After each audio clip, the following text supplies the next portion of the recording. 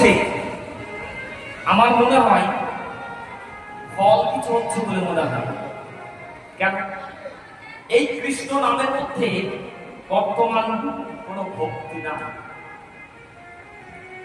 কৃষ্ণ নাম তো ছিল, ইতিপূর্বে কৃষ্ণ নাম ছিল, এবার এনেছে তিনি প্রেম দিয়ে।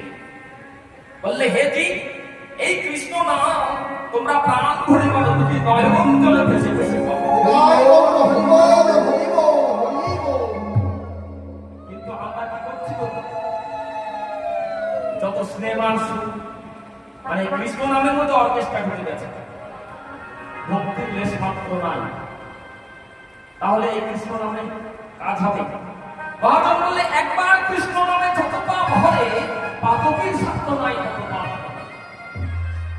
তাহলে এত কৃষ্ণ নাম হচ্ছে, তাহলে পাপ যাচ্ছে তো যাবে না?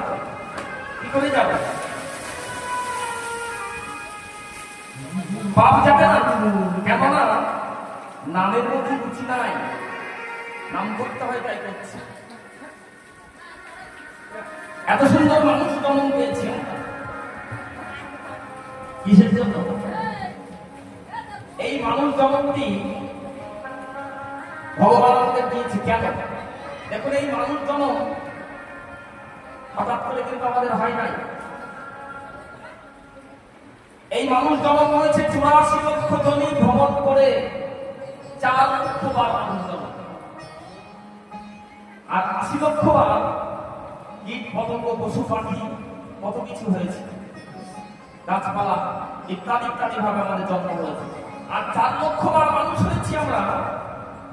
কিন্তু প্রথমেই কি এত সুন্দর পরিপূর্ণ দেহ মন প্রাণ নিয়ে এসেছি?